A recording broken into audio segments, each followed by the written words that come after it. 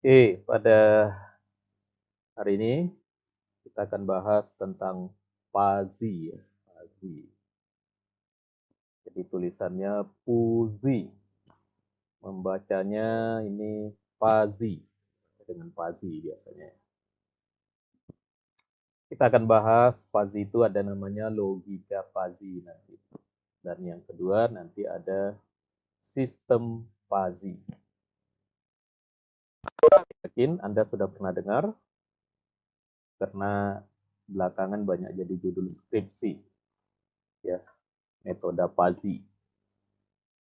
Nah, ini metode apa ini Pazi ini? Karena ini kan kuliah intelijensi buatan. Kaitannya dengan AI, Pazi ini apa gitu? Ya, jadi secara umum ya, Pazi ini berhasil ya, salah satu fenomenalnya adalah dia sebagai salah satu konsep ya yang bisa melakukan humanisasi program komputer. Maksudnya humanisasi program-program komputer itu menjadi manusiawi. Nah, salah satu yang berperan ya ini dia yang disebut dengan Pazi ini. Nah, apa nanti yang peran yang diberikan oleh Pazi untuk memanusiawikan program komputer? Ya, kenapa ini harus ada istilah memanusiawikan program komputer? Karena AI atau intelijensi buatan memang tujuannya untuk itu ya. Gimana caranya agar program-program komputer bisa bekerja seperti layaknya cara kerja kecerdasan dari manusia. Seperti halnya cerdasnya manusia. Jadi Pazi sebuah konsep tentang humanisasi ya, program komputer yang memanusiakan program komputer atau menjadikan program komputer menjadi manusiawi. Kita lihat ya apa nanti yang akan dimiliki ya, apa yang dimiliki oleh logika Pazi ini. Oke, sebelumnya penting Anda untuk diingatkan lagi tentang metode atau algoritma di AI. Jadi AI, artificial intelligence, metodenya itu kan ada yang klasik, ada yang modern. Ya, ada yang klasik, ada yang modern. Yang AI ini termasuk yang modern. Sorry ya. Yang Pazi ini termasuk yang modern. Pazi. Yang Pazi termasuk yang modern. Nah, sebelum ini kita sudah bahas algoritma AI namanya AI search ya. AI search.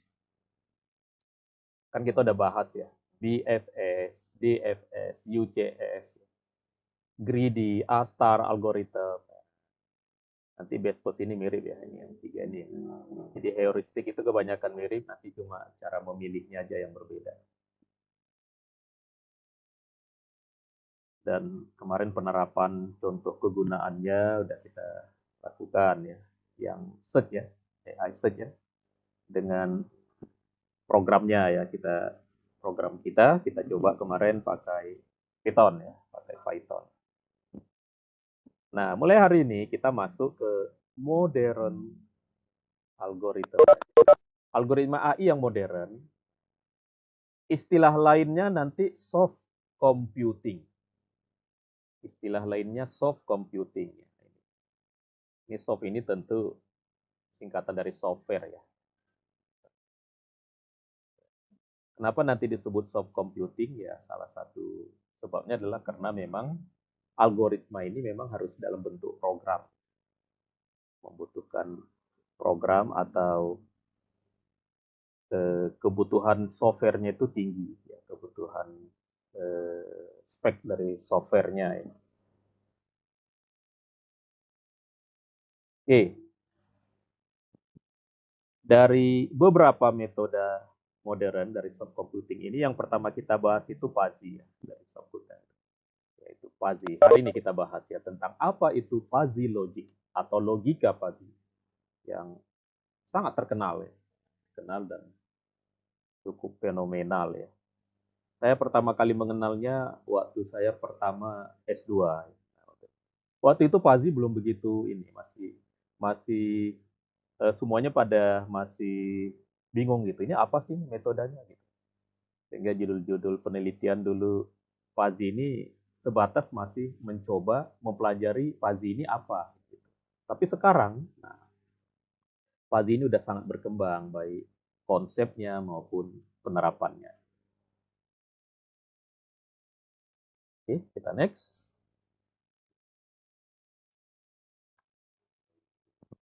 Ya, kita masih mereview ini. Saya mengingatkan lagi kepada Anda tentang karakteristik atau algoritma dari AI. Nah, ada satu kriteria yang harus kita eh, ingatkan lagi ya di dalam pembahasan kita kali ini, yaitu tentang kriteria cerdas. Apa sih yang dimaksud dengan cerdas? Nah, salah satunya kemarin kita bahas itu cerdas itu yaitu mandiri ya di dalam menemukan solusi. Maksudnya mandiri apa? Maksudnya mandiri, solusi itu bukan ditemukan oleh programmer langsung, tapi ditemukan melalui algoritma AI. Nah, ini harus saya ingatkan lagi ya.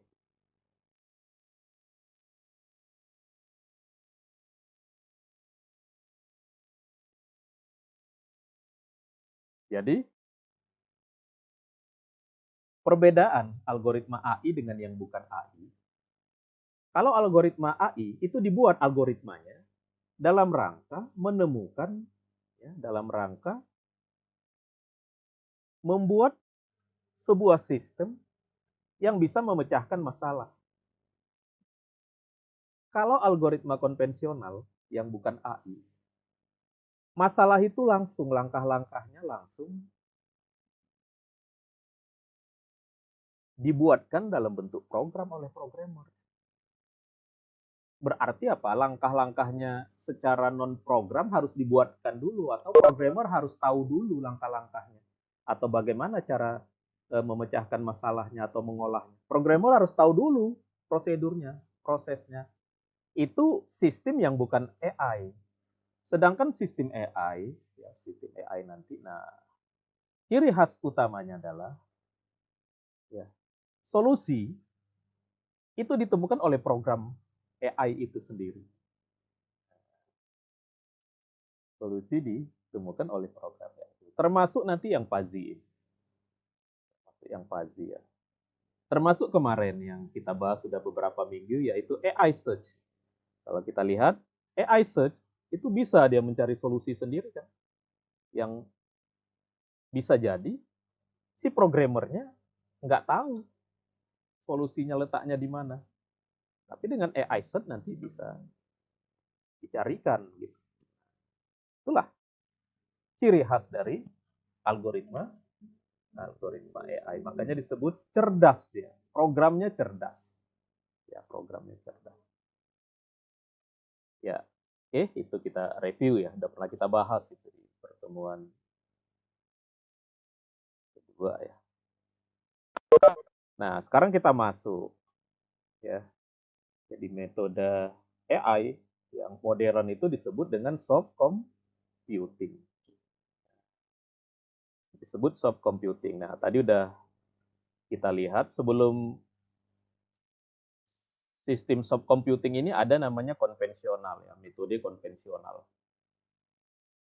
Nah, metode konvensional itu ini ya. Jadi metode konvensional eh, sistem komputer bahkan ada juga yang disebut dengan konvensional sistem AI sebelum ini ya, sistem AI maksudnya ya, sistem AI yang sebelum soft computing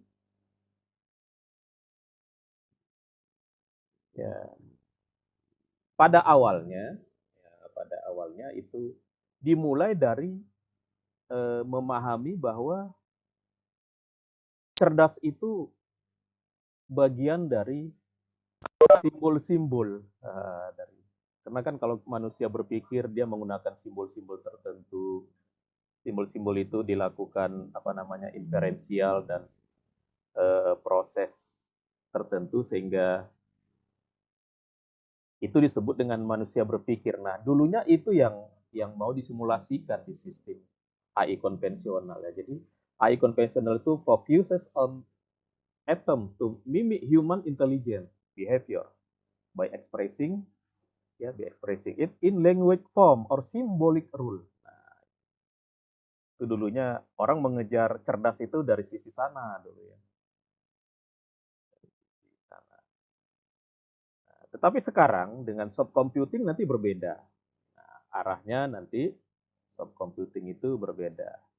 Nah, terutama ini dulu yang eh, banyak dikutip orang itu Zadeh ya, nama seorang pakar Zadeh ya. Jadi subcomputing itu sekumpulan metodologi yang memecahkan masalah ya, yang pemecahannya itu tidak eksak ya.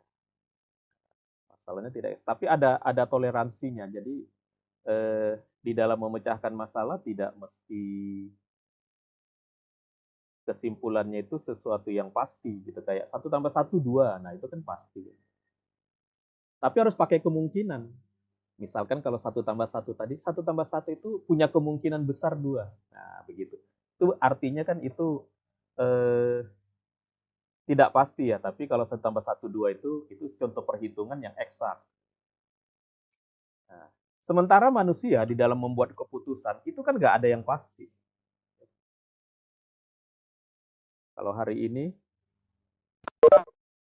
Anda misalkan ya, Anda memutuskan untuk ke pasar, untuk ke pasar mencari sesuatu, ya, karena Anda menganggap di pasar itu sesuatu yang mau Anda beli itu ada. Tapi itu kan bukan pasti, itu masih kemungkinan, oh mungkin ada di pasar itu. Nah, gitu. Itu cara manusia berpikir. Nah, subcomputing, solusinya itu prinsipnya seperti itu, seperti manusia ya. Jadi ada kemungkinan gitu, ada di dalam keputusan itu masih menggunakan kata-kata berkemungkinan ya. Kenapa? Karena memang kan nggak pasti atau disebut dengan uncertainty. Uncertainty. Nah, Zadeh tadi yang nanti banyak kita gunakan ya pada pertemuan ini. Zadeh itu ya mengatakan ya prinsip dari fuzzy logic, neural computing, anti genetik dan probabilistik, itulah yang mendasari dari subcomputing, nanti yang disebut dengan subcomputing. Inilah nanti yang dijadikan sebagai rule model subcomputing, di mana inilah nanti yang dianggap mewakili dari human mind, cara manusia berpikir. Karena tujuan AI adalah membuat software yang bisa berlaku cerdas seperti halnya kecerdasan manusia ya, atau human mind. Nah, untuk saat ini subcomputing ya, metode-metode atau algoritma subcomputing seperti fuzzy, neural ini ya, genetik dan ini probabilistik reasoning ya, nanti diwakili oleh Bayesian ya. Itu bisa digunakan sebagai model kita di dalam membuat software-software komputer cerdas yang tujuannya untuk mensimulasikan cara manusia berpikir. Itulah subcomputing. Nah, subcomputing itu algoritmanya apa saja tadi sudah saya sebut ya. Nah, inilah algoritma subcomputing. Fuzzy, neural network, genetik. Nah, termasuk ini yang untuk probabilistic reasoning tadi ini Bayesian. Bayesian masuk termasuk sekarang ini. Walaupun yang besarnya itu yang 3 ini. Fuzzy, neural, genetik. Secara implementasi memang saat ini yang paling banyak diterapkan itu neural network metodenya. Kedua fuzzy. Ya, fuzzy ini termasuk metode atau algoritma subcomputing yang banyak diterapkan dalam rangka membuat komputer cerdas. Nanti ada namanya genetic algorithm, ini juga subcomputing, termasuk Bayesian. Ini Bayes nama orang, Bayesian ini dengan unsur statistik, tapi karena kita bisa memanfaatkannya untuk inferensial ya, menginferensi data tertentu ya, sehingga ini termasuk bagian dari subcomputing yang banyak digunakannya, termasuk pada data science, Bayesian. Neural network juga banyak digunakan pada data science, machine learning-nya ya. Nah, hari ini kita bahas ini yang fuzzy. Jadi salah satu algoritma subcomputing adalah fuzzy. Setelah fuzzy nanti kita bahas neural, habis itu genetik. Bayesian ini Anda pelajari di statistik. Ya, nanti kita singgung juga sedikit. Oke, kita mulai dengan fuzzy. Logika dan sistem fuzzy. Oke, Anda harus siap untuk memahami apa itu fuzzy. Ini konsep ya, sebuah konsep dulu. Apa itu fuzzy? Oke, kita mulai ya. Ini suara saya masih jelas? Masih, Pak. Masih. Masih, Pak. Ya, baru kita mulai ya tentang apa itu fuzzy. Karena diharapkan dari pertemuan ini, kalau Anda paham fuzzy, banyak hal yang bisa Anda buat. Mungkin untuk proyek-proyek, untuk tugas akhir Anda, atau yang lain-lain gitu ya. Oke, fuzzy itu apa? Fuzzy itu bahasa Indonesianya kabur atau tidak jelas ya, atau unclear. Nah, unclear, sesuatu yang tidak jelas. Apa yang dimasukkan dengan tidak jelas? Apa yang dimasukkan dengan tidak jelas? Kalau kita mendengar kata-kata tidak jelas, berarti ada yang jelas. Kan gitu ya. Pasti ada kan? Kalau kita mengatakan tidak benar, berarti kan ada yang benar. Yang jelas itu apa? Ini contohnya.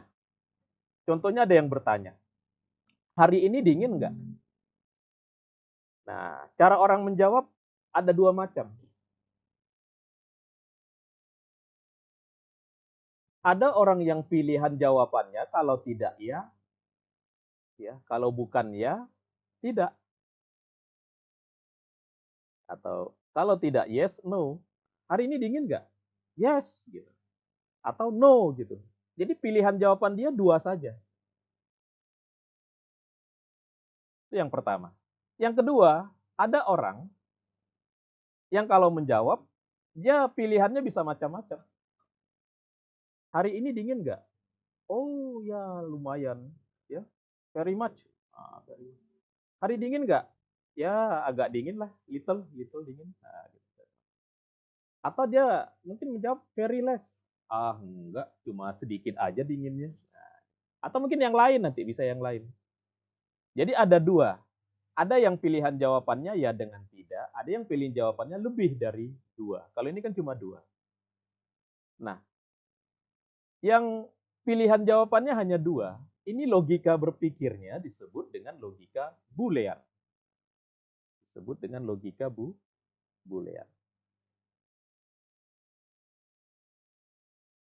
Sedangkan yang pilihan jawabannya bisa banyak ya, bukan hanya ya dan tidak, tapi bisa eh, lumayan dingin atau agak dingin atau sedikit dingin dan lain-lain gitu. Itulah fuzzy. Itulah logika fuzzy. Maksudnya itulah logika cara menjawab secara fuzzy. Kalau ini logika cara menjawab secara boolean. Secara boolean. Jelas nggak ini bedanya? Jelas nggak bedanya? Boolean dengan fuzzy. Jadi yang jelas itu, yang logika jelas itu apa? Boolean. Yang tidak jelas fuzzy. Nah, gitu tadi. Tadi kan fuzzy itu apa? Tidak jelas. Lah, berarti ada yang jelas dong. Yang jelas itu apa? Logika Boolean ya, ini ya, Boolean logic. Yang tidak jelas ya logika fuzzy. Kenapa disebut tidak jelas? Ini gara-gara ada boolean yang kita sebut jelas. Kenapa disebut jelas? Karena jawabannya pasti-pasti aja ya, dan ukurannya mudah, ya dengan tidak. Ya dengan tidak. Hari ini dingin nggak? Ya, kalau nggak ya tidak. Nah, gitu aja. Yes atau no. Itu jelas. Tapi kalau orang bilang lumayan dingin ya, very much ya, sangat dingin atau sedikit dingin atau agak dingin gitu. Kenapa itu nggak jelas? Nah, kenapa itu nggak jelas? Karena ukuran dari sangat, sedikit dingin, ya, lumayan dingin, itu ukurannya tidak pasti. Sama dengan orang itu kaya nggak? Kalau ditanya ke beberapa orang, itu jawabannya kan beda-beda. Orang tuh kaya nggak? Ada yang bilang, ya lumayan kaya. Ada yang bilang, oh ya sangat kaya dia. Ada yang bilang, oh enggak, dia biasa-biasa aja gitu. Nah, tapi kalau jawabannya ya dengan tidak, itu lebih pasti. Kita menerima jawaban itu ya dengan tidak, oh itu pasti. Tapi kalau orang yang dia memiliki pengetahuan yang kurang lengkap, pasti dia jawabnya bukan ya dan tidak. Ya paling bilang, ya lumayan lah, ya agak nah, gitu atau yang lain. Nah, itulah.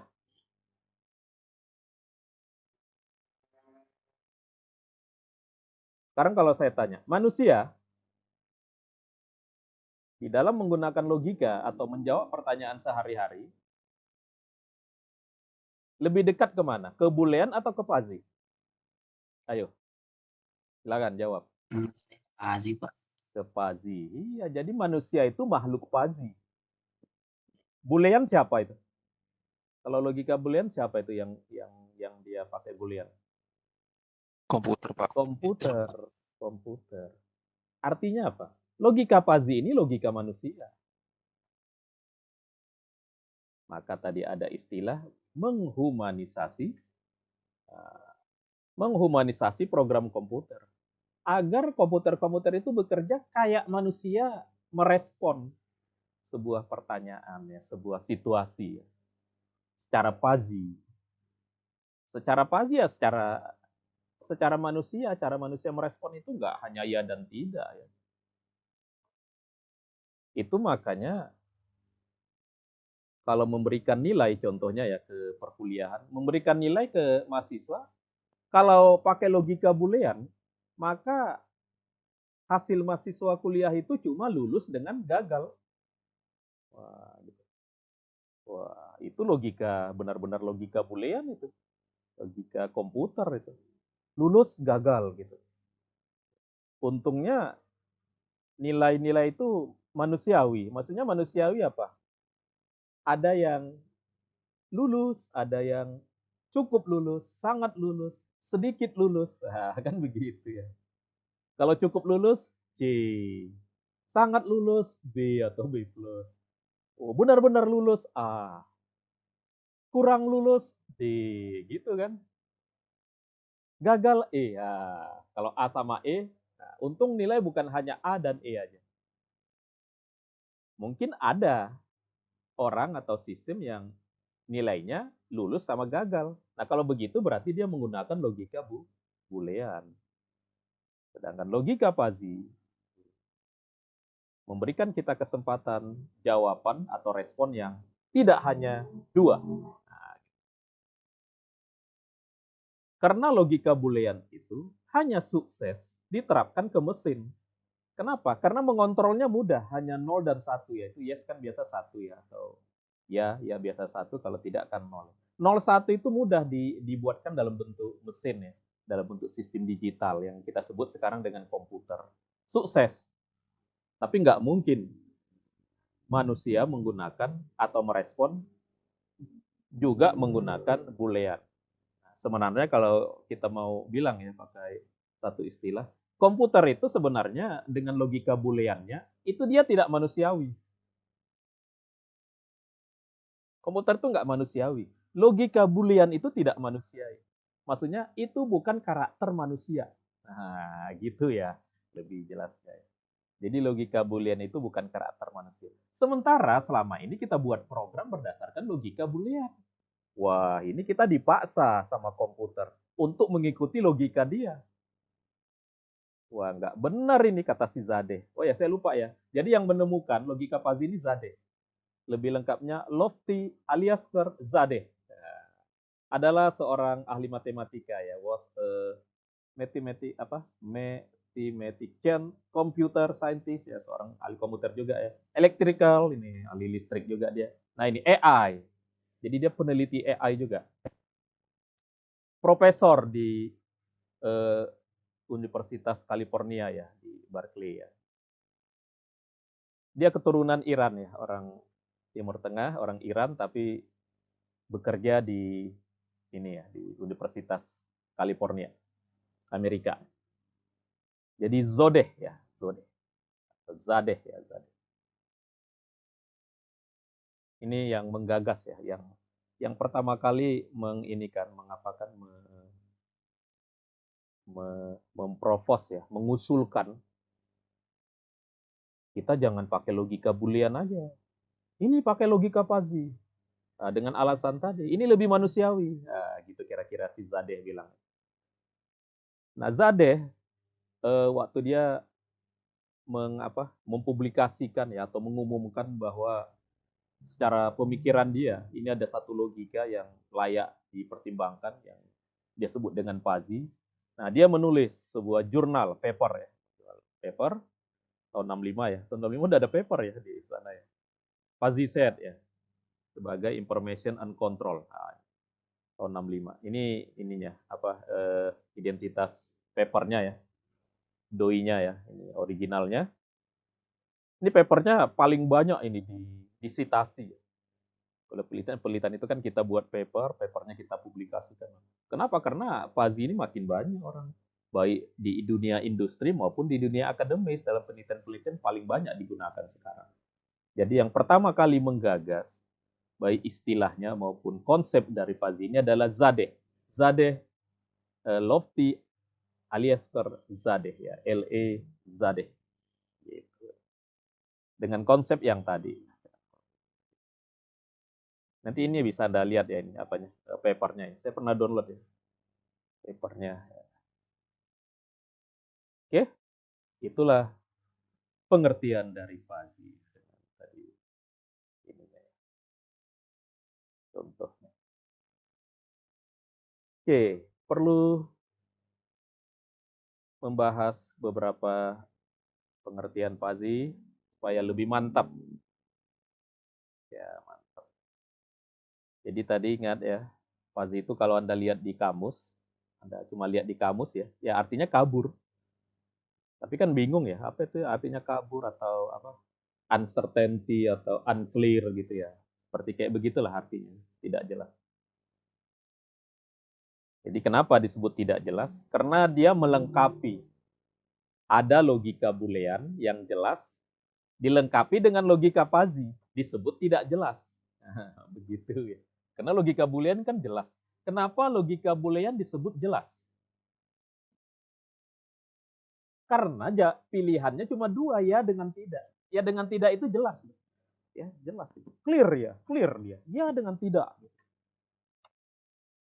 Anda kan kalau orang menjawab berada di antara ya dan tidak bingung kan? Kenapa kita bingung? Kamu suka nggak makan soto? Ya gimana ya?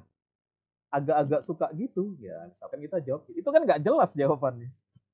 Tapi kalau dia bilang, Anda suka nggak makan soto itu? Ya, oh itu jelas jawabannya. Atau Anda suka nggak? Kamu suka nggak sama dia? Tidak. Oh itu jelas dia. Tapi kalau ditanya, kamu sebenarnya suka nggak sama dia? Ya, dibilang suka, tidak, dibilang tidak suka. Wah, itu kacau jawabannya itu. Itulah yang disebut dengan fuzzy. Itulah disebut dengan fuzzy. Jadi memang kalau orang ada teman Anda yang dia suka menjawab iya dengan tidak, itu berarti orangnya jelas gitu. Orangnya jelas. Tapi sayang sekali yang disebut jelas itu hanya berhasil diterapkan di dunia di mesin komputer. Kalau manusia semuanya seperti itu, wah, hilanglah sifat kemanusiaannya. Karena sebenarnya alam ini kan fuzzy. Alam ini sebenarnya fuzzy. Anda lihat aja ya hari ya, hari. Apakah hari hanya gelap dan terang saja? Enggak. Ada hari yang agak gelap, ada yang agak terang, ada yang sangat terang, ada yang sangat gelap, kan gitu. Jadi alam ini sebenarnya fuzzy. Karena manusia bagian dari alam, maka manusia juga fuzzy. Sehingga kalau kita dipaksa memecahkan masalah menggunakan komputer berdasarkan logika Boolean, akan banyak nanti masalah-masalah yang tidak bisa kita pecahkan pakai komputer. Maka begitu ada logika fuzzy, langsung orang merebutnya. Wah, ini benar ini, begitu. Langsunglah logika fuzzy setelah ada komputer ya, itu langsung banyak diterapkan tuh untuk di dunia industri membuat alat kontrol dan termasuk di program gitu ya. Itulah si Zadeh ya yang yang pertama kali menginspirasi ya, mempublikasikan papernya tentang fuzzy set tadi ya. Jadi kalau logika boolean hanya dua, true false atau yes no atau 1 dan 0 ya. Jadi kalau logika boolean Anda ingat ya. Nah, di dalam logika boolean kan itu ada bisa kita and kan, bisa kita or kan, bisa kita not kan. Kalau 0 kita and kan dengan 1. Kalau di logika boolean ini kan 0. Kan gitu ya. Kalau 0 dengan 0? Ayo. 0 dengan 0 hasilnya apa? Logika boolean. Silakan. Walaupun pertanyaannya terlalu mudah, saya ingin ada yang jawab. 0 and 0. Jawabannya? 0, Pak. 0 ya, berarti Anda paham lah ya. Ini ada apa? 1 and 0. 0. 1 and 1? Nah, kalau 1 and 1? 1 and 1? 1, Pak. 1 ya. 1, Pak. Itu Anda menjawabnya pakai pemahaman atau pakai penglihatan? Pemahaman sama penglihatan beda. Kalau penglihatan Anda lihat catatan. Kalau pemahaman Anda paham kenapa 0, kenapa 1. Ada nggak yang tahu kenapa? Tadi 00 itu 0, 01 0, 10 juga 0, 1 dengan 1 juga 1. Kenapa?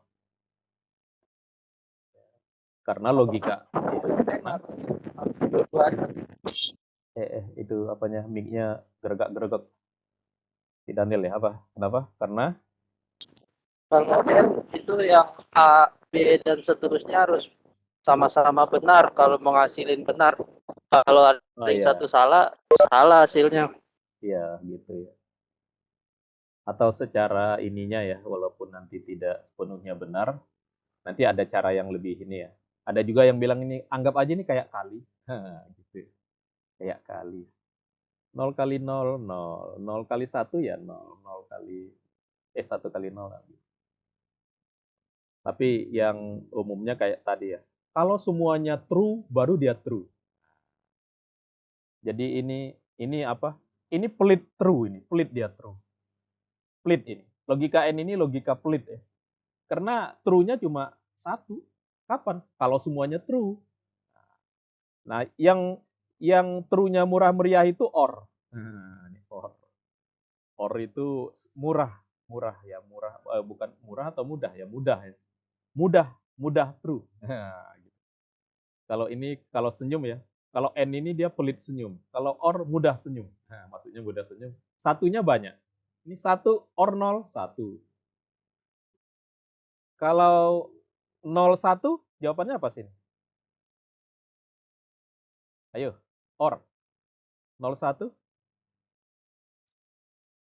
1, Pak. Iya, 01 1 juga. Jadi kalau or ini ada saja yang 1, salah satunya, dia akan 1. Namanya juga or ya, or. Or ya. Tapi kalau 0 semua, dia 0.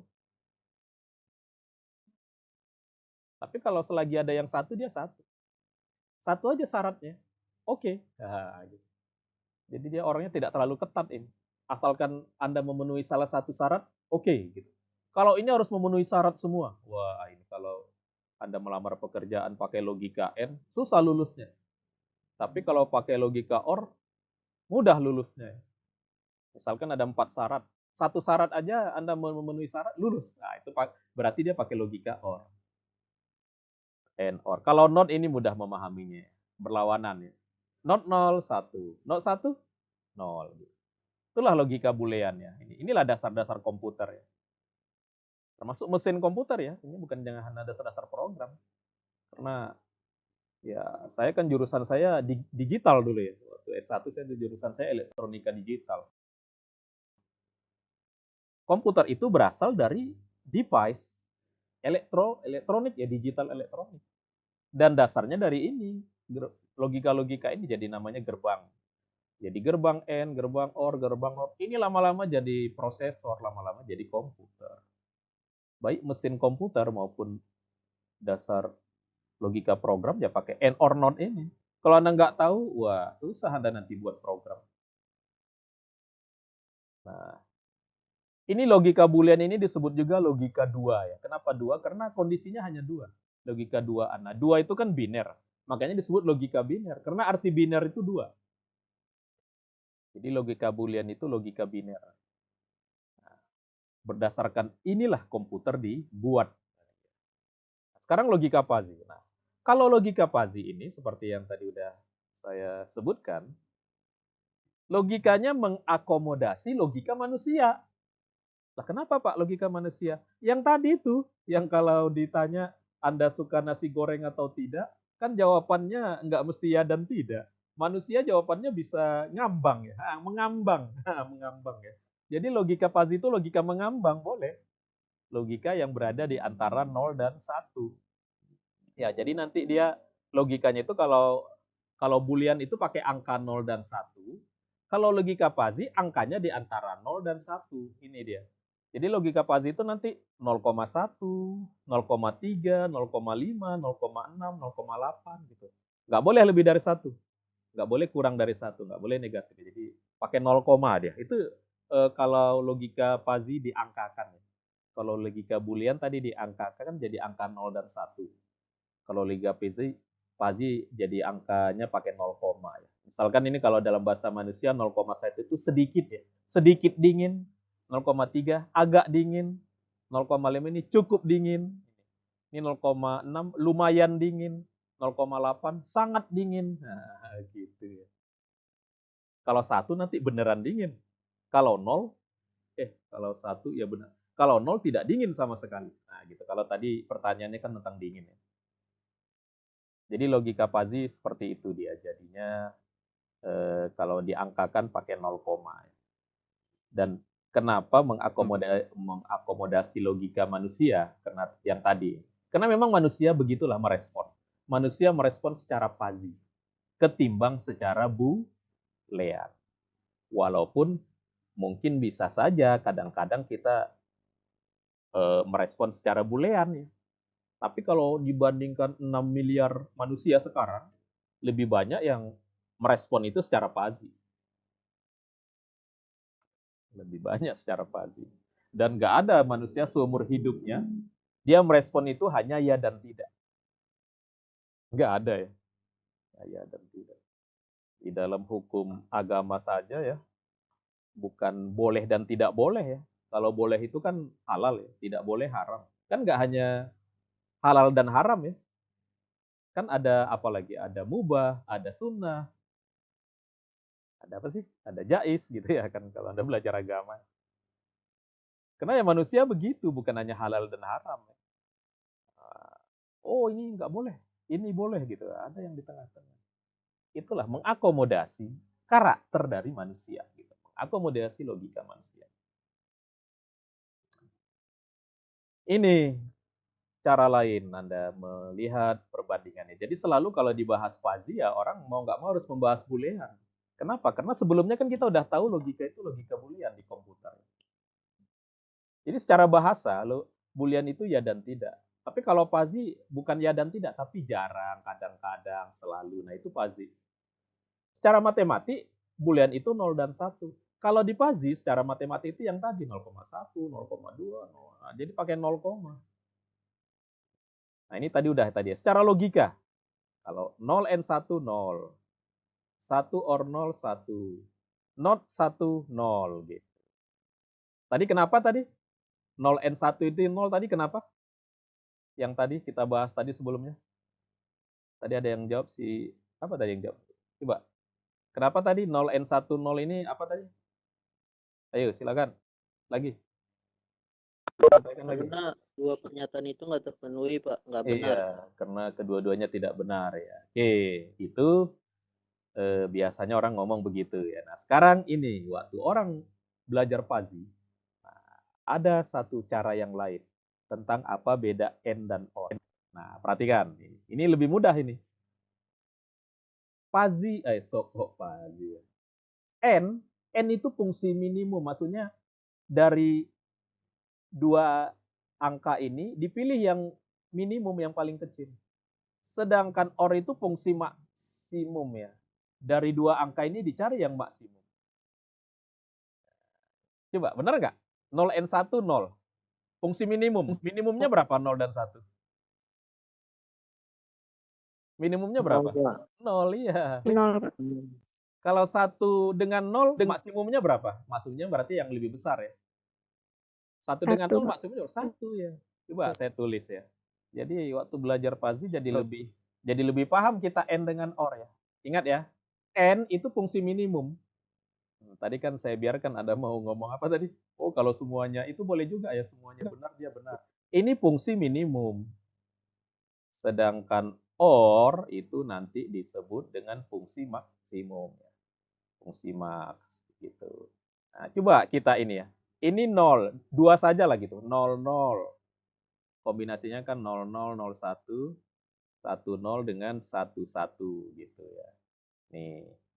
Ya, ini susah juga nih nulis di sini ya. Nggak pakai pena ya. Nah, kalau ini N, ini OR. Nah, jadi Anda mandangnya sekarang, N itu fungsi minimum. Coba 0 dengan 0, minimumnya berapa? Minimumnya 0. Ini 0 dengan 1, 0 minimumnya. 1 dengan 0, minimumnya 0. 1 dengan 1, minimumnya 1.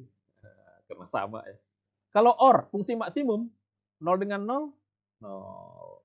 0 dengan 1, 0 dengan 1 maksimumnya 1. 1, iya yang paling besar maksudnya. 1 dengan 0, 1. 1 dengan 1, 1. Nah, gitu. Sehingga dengan ini mau berapapun inputnya, misalkan Anda ditanya ya, 0 N susah ya, gini aja lah. 0 1 0 1 1 0. Ini kalau di N kan ya 0. Kenapa? Karena dari semua angka ini kalau diminimumkan yang paling kecil 0. Nah, gitu. Kalau ini di-OR-kan ya 1. Kenapa? Karena semua angka ini kalau dicari nilai maksimumnya ya 1 gitu. Jadi N itu sebenarnya adalah fungsi minimum. OR itu sebenarnya adalah fungsi maksimum ya. Min, max. Min dengan max. Kalau not ya ini paling mudah ya, not 0 ya 1. Tapi sebenarnya not itu sebenarnya adalah 1 dikurang. Jadi gini ya. Not itu sebenarnya 1 dikurang X gitu. Sehingga kalau not 1 ini jawabannya kan 0 ya. Kenapa 0? Karena 1 dikurang 1 sama dengan 0. Not 0. Not 0 itu adalah 1 dikurang 0. 1 kurang 0 berapa? 1. Ya, gitu. Jadi not itu sebenarnya 1 dikurang. Ya, 1 dikurang gitu. Dikurang. Oke ya, udah paham ya? Nah, sekarang coba ini 0,1 N 0,8. Jawabannya berapa? Jawabannya? Jawabannya? Kenapa 0,1? Karena Paling kecil. karena fungsi minimum gitu. 0,2 OR 0,7. 0,7 karena OR. 27. Iya, karena OR. Kalau 0,2 dinotkan 0,8. Kenapa 0,8? Karena 1 dikurang 0,2. Gitu. Jadi lebih enak menghafalnya pakai pakai konsep Fuzzy ya. N dengan OR ini. Nah, jadi angka-angka Fuzzy pun bisa kita N OR-kan dan not-kan. Karena kan dia logika ya, logika Fuzzy. Nah, caranya seperti ini. N itu fungsi minimum, OR itu fungsi maksimum, not itu 1 dikurang input. Nah, 1 dikurang inputnya. Nah, jadi nanti ini cara mesin komputer bekerja, ini cara manusia bekerja ya, cara pikiran manusia bekerja. Sehingga kalau nanti Fuzzy ini kita eh, apa? Kita selipkan di dalam program-program kita ya, logika fuzzy ini, maka itulah yang nanti yang disebut dengan intelijensi buatan. Intelijensi buatan apa? Sebuah sistem komputer yang berusaha meniru kecerdasan manusia. Nah, kecerdasan manusia apa? Dia merespon secara fuzzy. Berarti kalau kita membuat program yang bisa merespon secara fuzzy, itu disebut program cerdas. Nah, program AI, makanya dia disebut program, termasuk program AI nanti fuzzy. Oke. Nah, ini ada yang sering jadi pertanyaan. Pak, kok fuzzy itu mirip probabilitas, Pak? Nanti gitu ya. Nanti ada nanti yang begitu ya. Apalagi nanti waktu kita membahas fazifikasi ya. Oh enggak, beda ya, beda. Jadi memang mirip, tapi jelas sekali sebenarnya berbeda kalau kita benar-benar masuk ke dalam, Anda belajar probabilitas, misalkan begini ya, berapa probabilitas kemungkinan munculnya angka 1 pada sebuah dadu? Kan jawabannya 1/6. Nah, 1/6 itu kan 0, berapa ya, 0,3 ya. Nah, itu kan kayak fuzzy ya, 0,3 itu kayak fuzzy. Kok mirip, Pak? Fuzzy dengan probabilitas. Oh, nggak mirip. Nggak, ya mirip memang ya mirip ya. Tapi nggak sama ya. Malah kalau kita telusuri lebih jauh sebenarnya dia berbeda sama sekali ya. Sebenarnya berbeda dengan sama sekali ya. Nah, jadi kalau ada nanti waktu kita membahas fuzzy, Anda lihat mirip dengan konsep-konsep di probabilitas di statistik, sebenarnya nggak sama. Makanya harus dipelajari lebih dalam gitu. Kalau kita lihat sepintas memang kayak sama dia. Kayak sama gitu. Persamaannya apa? Persamaannya memang sama-sama ya, kedua-duanya merepresentasikan ini apa? Tingkat ya, tingkat ke apa? Pada kayak begitu tadi ya, kayak dadu tadi. Munculnya angka 1 berapa? 0,3 gitu. Jadi itu tingkat kemunculan angka 1 kalau kita lempar dadu. Itu kan dalam probabilitas biasanya kan dadu ya contohnya. Nah di fuzzy juga memang ada nanti ukuran-ukuran yang menyatakan ukuran tingkat tertentu gitu nanti yang disebut dengan fuzzifikasi. Tapi nanti berbeda. Nah nanti akan Anda lihat apa bedanya. Apa bedanya? Kalau fuzzy nanti cara kerjanya berdasarkan linguistik, pakai rule base ya. Sedangkan probabilitas berdasarkan statistik. Jadi waktu fuzzy digunakan, logika fuzzy itu pakai logika linguistik. Logika linguistik itu pakai logika bahasa. Apa yang dimaksud dengan linguistik? Linguistik itu istilah-istilah yang tadi, yang sedikit, lumayan, kurang, kadang-kadang, agak dingin, agak panas. Nah, itu linguistik. Jadi uncertainty pada ya, atau apa, sesuatu yang tidak jelas kalau pada fuzzy itu sistemnya, pemecahannya berbasis linguistik. Sedangkan kalau probability itu berdasarkan statistik. Jadi ya, jelas berbeda ya. Ini berbeda. Dalam hal fuzzifikasi kan yang buat bingung, nanti agak mirip. Nanti kita lihat ya. Kemudian kalau probability itu datanya itu yang digunakan itu sebelum kejadiannya terjadi. Before an incident ya. Sebelum kejadiannya terjadi. Kenapa? Karena probability itu digunakan untuk memprediksi. Memprediksi kan. Oh, kemungkinan besok hujan. Nah, itu kan ilmu probabilitas itu. Sementara fuzzy, data yang diolah justru setelah kejadiannya terjadi. After happening ya, setelah kejadiannya terjadi. Itu perbedaan yang kedua nanti.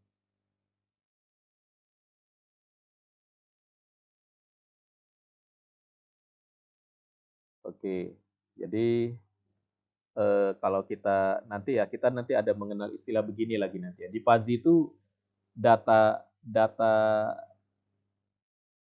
awal fuzzifikasi itu datanya bersifat crisp. Nah, crisp itu maksudnya data aslinya. Misalkan tinggi orang 180, ya.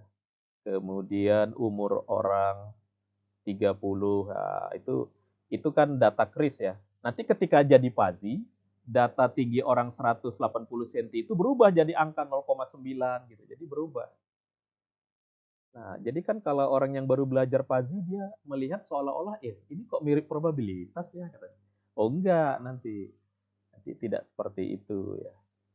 Kenapa? Karena probability itu nilai kris itu benar-benar diolahnya. Kalau Pazi enggak, nilai kris itu diubah nanti menjadi nilai Pazi. Itu nanti. Jadi pengolahan Pazi itu adalah mengolah data Pazi. Kalau probability dia ada kemungkinan yang dia olah itu data yang masih kris ya, masih data mentah yang dia olah. Kalau Pazi enggak, data mentah tadi ya, data yang bersifat kris tadi diolah dulu menjadi Pazi di dalam prosesnya. Jadi beda nanti ya, beda. Kalau nanti ada ragu, ini kok mirip sih Pak Pazi dengan probabilitas? Beda nanti. Yang beda itu angka-angka pakai 0, itu. Sama-sama 0, ya tadi ya. Dadu kalau dilempar kemungkinan munculnya 0,33 gitu ya. Lah tadi juga ada angka 0,1, 0,2, nah gitu. Oke, jadi beda ya. Pazi digunakan untuk apa? Wah, yang pertama itu untuk mengontrol mesin, banyak ya. Anda yang punya mesin cuci, yang mesin cucinya putarannya bisa dikontrol. Coba Anda lihat ya di rumah ya, pakai mesin cuci. Seringkali mesin cuci yang tidak terlalu terbaru ya, yang lama-lama juga udah ada. Ada tombol Pazi itu. Atau kalau di mesin cucinya nggak pakai begitu, gini lah ya. Ada mesin cuci yang salah satu tombolnya ada tombol Pazi. Artinya apa? Artinya orang sudah membuat Pazi untuk mengontrol mesin. Untuk mengontrol mesin. Mesin contohnya mesin cuci. Ya, untuk mengontrol mesin cuci ya. Apa kelebihannya kalau mesin cuci dikontrol pakai sistem Pazi? Kalau mesin cuci dikontrol pakai Pazi, maka nanti mesin cucinya jadi tahu. Kan kalau kita pakai mesin cuci kan kita meletakkan pakaian ya. Pakaian kita kan ada yang ringan. Kalau pakaiannya tipis-tipis ringan, nanti kita meletakkan handuk berat dia. Atau mungkin ada yang sedang-sedang aja. Itu kalau nggak pakai Pazi, putaran motornya sama aja.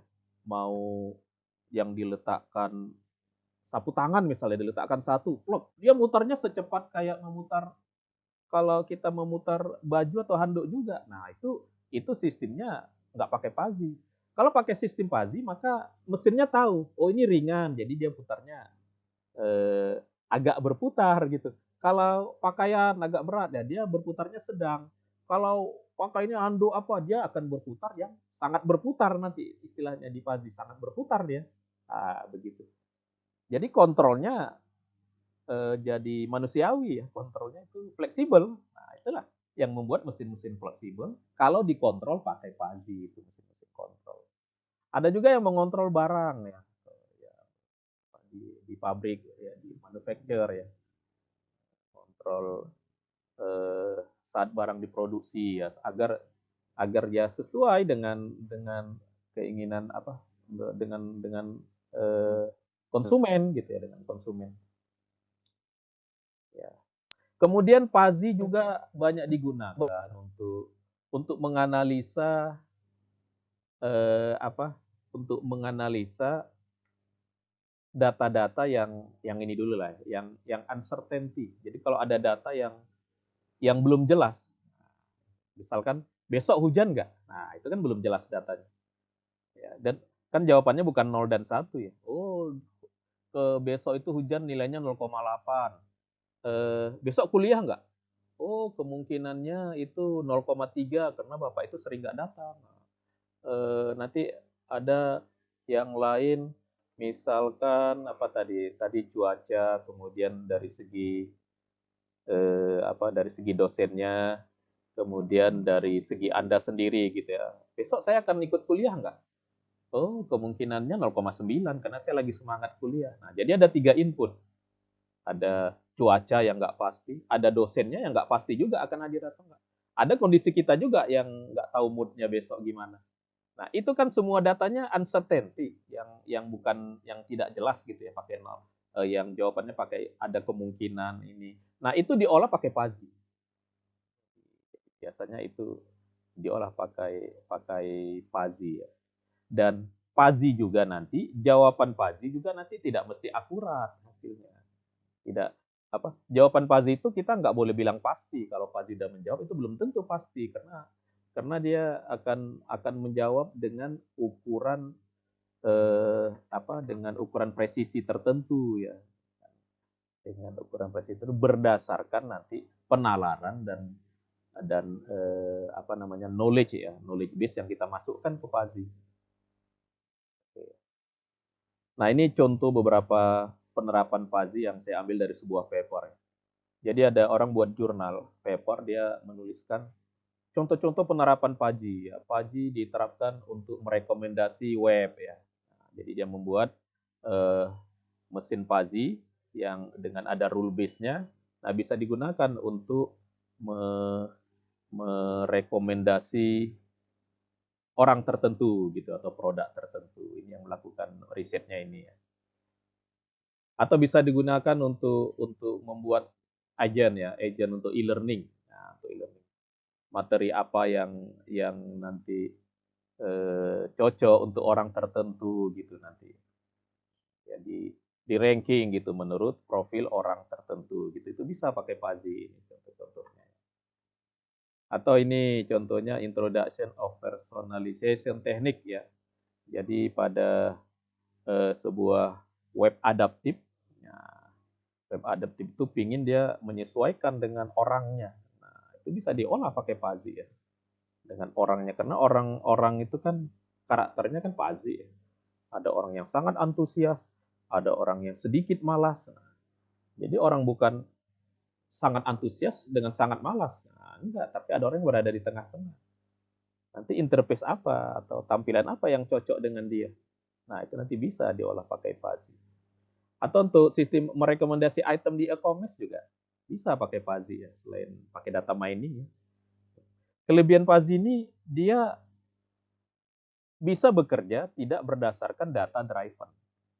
Kalau data mining kan harus ada data dulu. Ya, kalau data mining itu harus ada data dulu. Karena data mining itu data driven. Sistem yang dibangun atau model yang dibuat berdasarkan data. Data itu nanti mau dicari pola general pattern-nya. Tapi kalau Fuzzy enggak. Fuzzy itu berdasarkan rule base. Ya. Rule base. Yang rule base-nya dibuat dalam bentuk linguistik. Itu keistimewaannya. Linguistik. Sehingga kalau kita punya seorang pakar, nah kadang-kadang Fuzzy ini dikaitkan dengan sistem pakar. Kalau kita mengenal seorang pakar yang si pakar itu sudah punya aturan-aturan, aturannya itu bisa kita masukkan ke dalam program Fuzzy kita menggunakan bahasa manusianya si pakar. Jadi dia tidak mesti berbasis data. Nah, ini juga saya carikan ya orang yang mencoba membuat ini dari edukbe.com ya. Mencoba mendaftarkan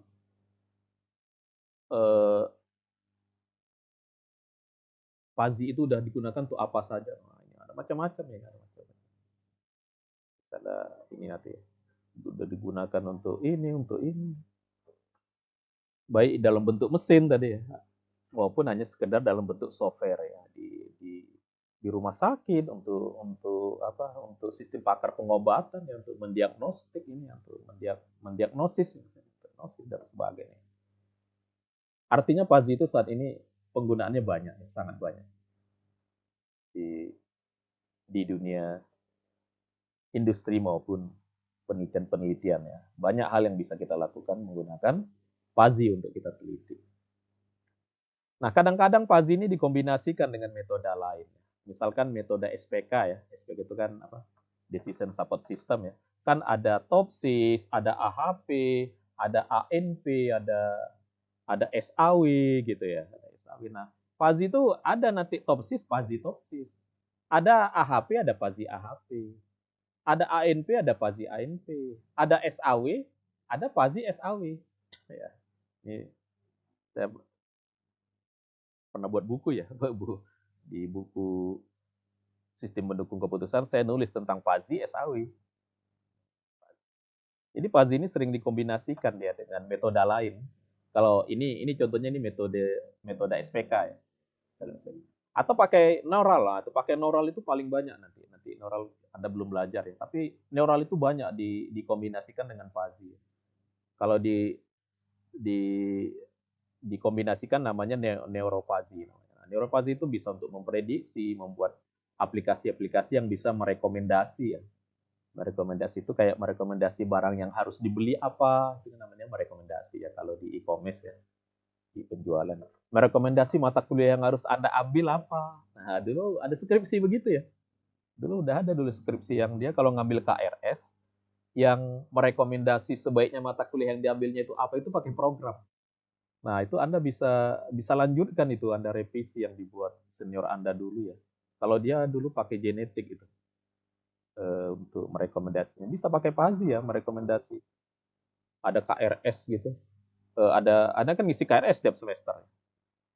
Nah, biasanya kan Anda nanya ke dosen PA-nya, Pak, saya harus ngambil mata kuliah ini nggak? Nah, gitu. Nah, itu bisa nggak dibuat otomatis? Sehingga yang merekomendasi software. Bisa. Anda bisa, mau pakai Fuzzy atau pakai, contohnya ini pakai Fuzzy bisa dibuat. Bisa prediksi, bisa rekomendasi, bisa klasifikasi, bisa filtering. Nah, filtering. Oke. Sekarang Fuzzy itu kalau diterapkan gimana, Pak? Nah, kalau diterapkan Fuzzy itu nanti namanya Fuzzy system. Kalau yang sebelum ini yang kita bahas itu masih logika Fuzzy. Artinya seperti itulah logika Fuzzy. Nah, ini kalau Fuzzy mau diterapkan, maka dia harus menjadi bagian dari sistem yang disebut dengan Fuzzy system. Ini ya. Kan biasa gitu ya, Fuzzy system. Jadi dalam Fuzzy system ini ada input, ini ada input ya. Ada input, ada output. Yang namanya sistem itu kan input, sistem, output. Sehingga ada orang yang bilang ya, Fuzzy itu bekerja berdasarkan input dan output. Fuzzy system ini ya, sistem Fuzzy. Inputnya nilai kris. Ya, nilai kris itu nilai di dalam kehidupan kita sehari-hari ya, angka. Nah, nilai dalam bentuk angka dalam kehidupan kita sehari-hari. Umurnya 5 tahun, 10 tahun, 20 tahun, 40 tahun. Itu nilai kris. Tapi nanti waktu jadi Fuzzy, nilai 10 tahun itu jadi angka 0,2 misalkan. Umur orang 70 jadi angka 0,9 misalkan gitu. Tapi nilai yang sebelum jadi Fuzzy itu namanya nilai kris.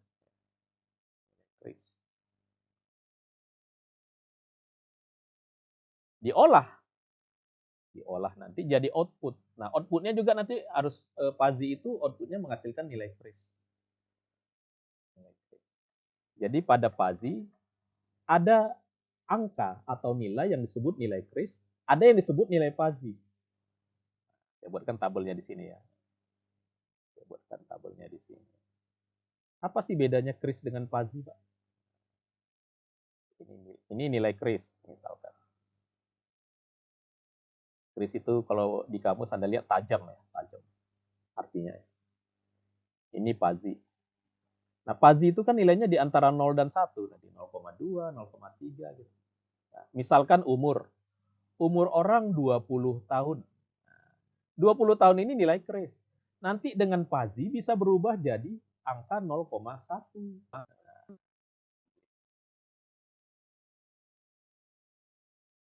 Atau kekayaan orang 200 juta. Nah, angka 200 juta ini dengan satu perhitungan nanti bisa berubah jadi 0,4 misalkan. Ini misalkan.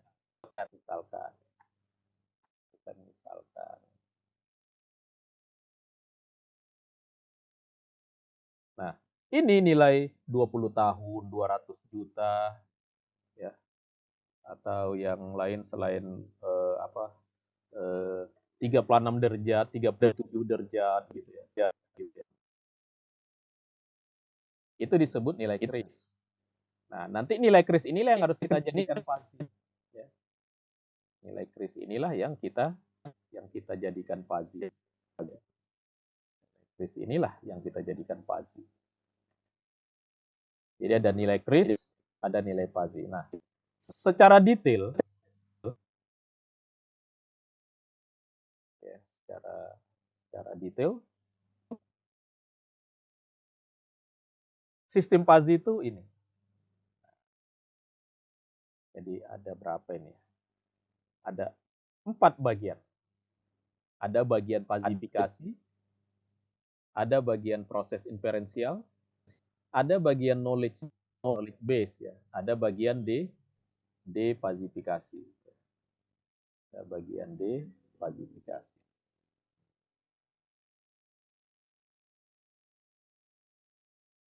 Lo ini masih kedengaran? Ada yang hidupkan mic terus? Masih, Pak. Masih. Masih, Pak. Mic-nya saya matiin, Masih, dihidupkan Pak. lagi, matiin, dihidupkan lagi. Sementara sekarang jangan bersuara dulu ya. Oke, jadi kalau ditanya sistem Pazi itu apa? Sistem Pazi itu pazifikasi yang pertama, kemudian nanti knowledge base, kemudian proses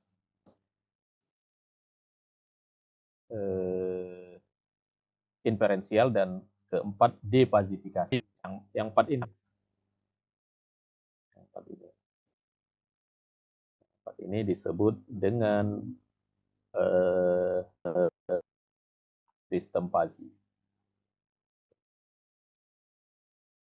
Disebut dengan sistem Pazi ya. Ya sekali lagi ya, ini kenapa penting ya. Ada pazifikasi, ada ini knowledge base ya, knowledge base dulu, ada proses inferensial, ada depazifikasi. Nah, kita mau bahas ini satu-satu. 1, 2, 3, 4. Apa yang disebut pazifikasi nanti, apa yang disebut dengan knowledge Pazi atau knowledge. Ini secara umum biasa disebut knowledge base. Apa yang disebut proses inferensial nanti, apa yang disebut depazifikasi. Kenapa? Karena kalau kita mau menggunakan logika Pazi, komponen-komponen ini harus ada. Gitu. Oke, yang pertama pazifikasi. Pazifikasi itu ngapain? Pazifikasi itu mengubah nilai tadi ya, nilai kris tadi atau disebut juga nilai alamiah di sini. Nilai kris tadi menjadi nilai Pazi. Misalkan tadi kan saya sebut 20 tahun. Nah, kok nilainya jadi 0, Pak? Kok jadi 20 tahun itu kok jadi 0, katakanlah nanti tergantung ininya ya, tergantung perhitungannya nanti. Katakanlah 20 tahun bisa jadi 0,6. 20 tahun ini tadi nilai kris. Dihitung menjadi 0,6. Proses perhitungannya inilah yang disebut dengan pazifikasi. Sehingga pazifikasi bisa menjawab pertanyaan. Kalau orang umurnya 2 tahun, nilai pazinya berapa? Kalau orang umurnya 16 tahun, nilai pazinya berapa? Nilai pazi berarti nilai yang berada di antara 0,1 dan 0 dan 1 tadi kan.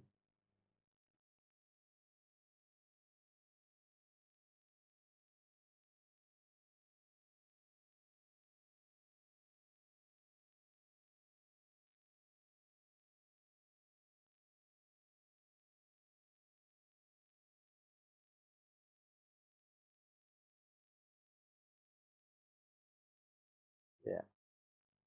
Nah, cara ngitungnya gimana? Misalkan 2 tahun, nilai pazinya berapa? Nah, kita nggak bisa langsung hitung. Sebelum menghitung, kita harus menentukan ini namanya diagram Pazi. Nah, kita harus membuat dulu diagram Pazi. Ini contoh diagram Pazi. Jadi diagram Pazi nanti ada banyak bentuknya. Bentuk yang paling sering dipakai itu ini yang berbentuk segitiga. Yang berbentuk namanya ini triangle ya, triangle atau disebut juga fungsi segitiga. Ini termasuk segitiga ya. Segitiga. Nah, gimana cara ngitungnya? Nah, lihat cara ngitungnya. Ini misalkan katakanlah ini adalah diagram Pazi dari umur. Ya. Ini adalah diagram Pazi dari umur ya. Umur. Ya. Ini diagram Pazi dari umur. Jadi dibuat kategorinya, bayi diagramnya ini. Kalau remaja diagramnya ini. Kalau dewasa diagramnya ini. Kalau tua diagramnya ini. Jadi pada pazifikasi pertama, sebuah variabel, contohnya ini variabel umur ya. Sebuah variabel, kita buat dulu kategorinya. Misalkan umur itu ada bayi, ada remaja, ada dewasa, ada tua, gitu. Kita buat dulu kategori-kategorinya. Setelah kategorinya kita buat, baru setiap kategori kita buatkan diagram. Nah, contohnya di sini diagramnya pakai diagram Apa ini diagram segitiga gini ya, segitiga. Nah, dari sinilah kita ngitung. Ya, misalkan umur 2 tahun. Umur 2 tahun. 2 tahun itu letaknya di diagram ini di mana? Kalau ini umur ya, ini kan kalau kita lihat, ini 5, 15, 25, 45, 40, 45, ini umur. Ke atas ini nilai Pazi. Ya, ini nilai Pazi. Nah, kalau yang ditanya pertama ini 2 tahun. Nah, 2 tahun ini berapa nilai Pazinya? Nah, kebetulan kan 2 itu letaknya di sini. Kalau kita lihat, nah 2 itu kan di sini. Kira-kira gitu ya. 2 itu kan di sini. Nah, kalau 2 di sini, nah ini saya ambil yang ini aja ya. Saya ambil yang ini, jadi ini dia. Jadilah dia ini. Ini ya, 0, 5, ini 2. Nah, ini kan yang paling atasnya di sini 1. Kalau di sini 2, saya tarik ke atas, kemudian saya tarik ke samping, di sini nilainya berapa? Nah, bisa nggak dihitung? Kalau sini 0, sini 5, ini matematik ya. Di sini 1. Kalau di sini 2, di sini berapa nilainya? Nah, ini udah dihitung ya. Oh, di sini 0,6 gitu. Dari mana 0,6 ini? Nah, ini dihitung. Rumus ngitungnya ini. Ya, rumus ngitungnya, kalau umur itu X, maka jadinya 1/5 umur ditambah 1. Nah, ini rumusnya. Min ya, min. Min 1,5 umur ditambah 1. Satunya ini dari sini. Satunya dari sini. Limanya dari sini. Jadi 1/5. Dan dia negatif. Kenapa negatif? Karena ini turun. Karena ini grafiknya turun gini. Nah, dia min jadinya. Turun dia. Dikali umur ditambah 1. Sehingga kalau umur 2 berarti 1,5 dikali 2 ditambah 1. Ini min ya. Min 1,5 kali 2. Min 1,5 kali 2 sama dengan min 0,4 ditambah 1. Nah, ini min 0,4 ditambah 1, ini kan sama dengan 1 dikurang 0,4 ya. Sama dengan 0,6. Jadi nilai Pazi untuk 2 pada diagram ini nilainya adalah 0,6. Atau ini jawabannya ini 0,6. Nilai Pazinya. Jadi untuk diagram ini, seorang yang berumur 2 tahun, nilai Pazinya 0,6. Nah, nilai Pazi. Atau ini dibaca begini. Jadi Pazi itu dibaca nih pakai tanda ini ya, tanda ini biasanya orang nyebutnya mu ya. Mu Pazi untuk orang yang umur 2 tahun ya, mu bayi ya. Mu pada kategori bayi untuk orang umur 2 tahun, nilai Pazinya 0,6. Nah, itu notasinya seperti itu. Jadi nilai keris diubah menjadi nilai Pazi, itulah namanya pazifikasi. Cara mengubahnya bagaimana? Dengan menghitung ini. Menghitung X-nya itu nilai keris. Nanti ke atas sebagai Y-nya. Itu diagram kartesian ya. Ini untuk Y-nya ini nilai Pazi. Dan kita hitung ini berdasarkan diagram yang kita pilih. Ya, diagramnya nanti nggak mesti garis lurus atau segitiga seperti ini ya. Tapi ini untuk contoh mudahnya kita menggunakan garis dan seperti ini. Nah, gitu. Ini kita menghitungnya sebenarnya pakai rumus aljabar linier ya. Pakai perhitungan aljabar linier. Ya, nanti kita inilah kalau Anda terbiasa menghitungnya nanti ada rumus-rumus tertentu. Ini kalau garis lurus enak sebenarnya menghitungnya. Nanti kalau ada garisnya udah melengkung-lengkung, nah itu yang perhitungannya harus pakai komputer. Kalau ini masih bisa kita hitung pakai manual. Itulah pazifikasi. Jadi pazifikasi mengubah nilai kris, nilai asli ya, nilai alamiah menjadi nilai Pazi. Mengubah nilai alamiah menjadi nilai Pazi. Oke. Nah, sehingga dengan cara yang sama kita bisa menghitung ini. Bisa menghitung. Jadi nilai kris 2 tahun berapa nilai Pazinya, 14 tahun berapa nilai Pazinya, 15 tahun berapa nilai Pazinya, 23 tahun berapa, 40 tahun berapa, 56 tahun berapa. Dengan cara yang tadi. Nah, Tentu ini nanti tergantung dia letaknya di kategori mana. Misalkan 2 tahun dari diagram ini, masuk kategori mana? Masuk kategori bayi. Cuma nilai PASI-nya terhadap kategori bayi berapa? Nilai 14 tahun, masuk kategori mana? 14 di sini. Oh, berarti dia masuk kategori remaja. Ini remaja ya, 14 ya, ini ya.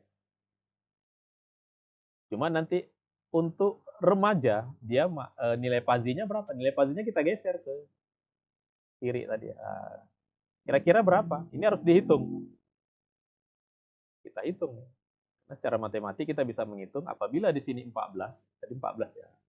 Ini ya kira-kira. Apabila di sini 14, maka nilainya di sini berapa? Nah, pasti kalau yang di kiri ini nilainya berada di antara 0 dan 1. Jadi sekali lagi pakai rumus-rumus perhitungan garis lurus nanti ya. Nanti ada rumus umumnya, nanti ada di contoh kasus ya. Umur 15 tahun berapa? Umur 23 tahun, umur 40 tahun. Nah, umur 15 tahun masih remaja ya. Umur 23 di mana? 23 di sini. Oh, dia dewasa dia. 23 untuk grafik ini disebut dewasa. Umur 56, wah ke sini, 56 udah ke sini. Katakanlah di sini. 56 dia di sini, di paling atas. Jadi kalau 56 ini kalau kita melihat grafik di sini dia sudah pasti nilainya 1. So, 1 terhadap kategori apa? Kategori tua. Nah, kategori tua.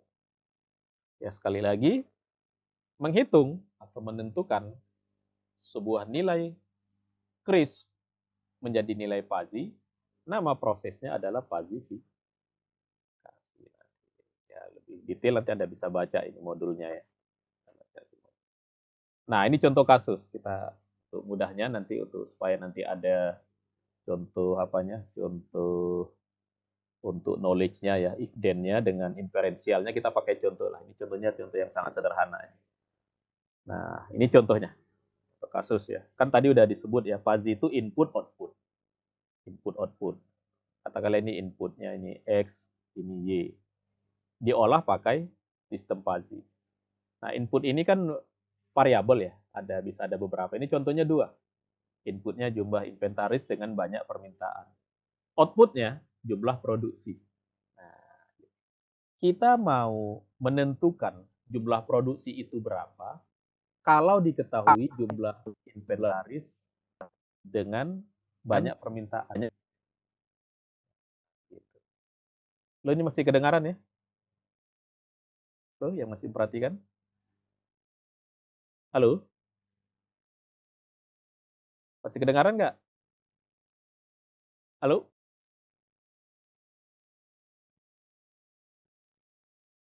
Oh, saya matiin ya itunya ya. Ya karena ada suara-suara ini ya, suara-suara berisik jadi saya nggak tahu itu suara dari mana. Padahal udah saya matiin. Tapi kok ada suara-suara apa? Anda kedengaran nggak itu tadi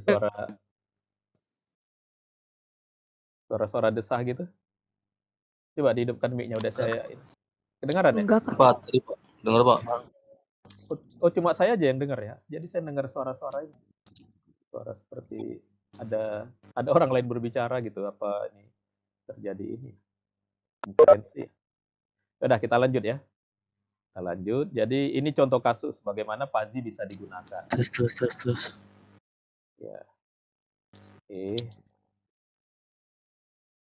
Cek. Ya, sementara saya matiin dulu ya mic-nya. Oke. Jadi kasusnya ini mau menentukan jumlah produksi di sebuah pabrik itu sebaiknya berapa diproduksi. Nah, apa parameter inputnya? Yang pertama diketahui jumlah stok di pabrik itu berapa, jumlah stok di gudang.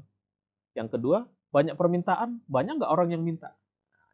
Nah, kasus seperti ini cocok pakai PASI. Kenapa? Karena ini saling berlawanan kan. Kalau jumlah inventaris, semakin banyak, inventaris itu kan di gudang ya, semakin banyak barang di gudang, biasanya jumlah yang diproduksi itu biasanya semakin diturunkan. Kenapa? Oh, di gudang barangnya lagi banyak. Jangan diproduksi. Artinya hubungan antara jumlah inventaris dengan jumlah produksi itu berlawanan.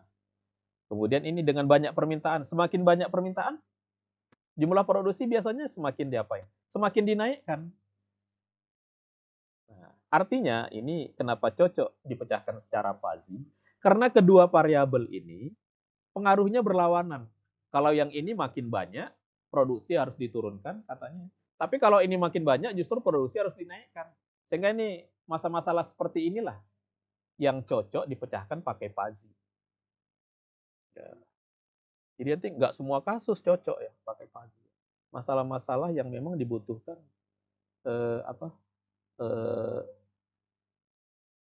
kondisi yang tidak bisa dipecahkan pakai perhitungan biasa.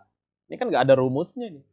Nggak bisa kita pakai rumus misalkan 2 dikali jumlah inventaris ditambah 3 dikali banyak permintaan sama dengan jumlah produksi. Nah, nggak bisa keluar rumus seperti itu. Nah, jadi kita akan coba pecahkan masalah ini secara pakai fuzzy. Pakai fuzzy. Ini yang pertama ngapain? Pertama kita rancang dulu fazifikasinya.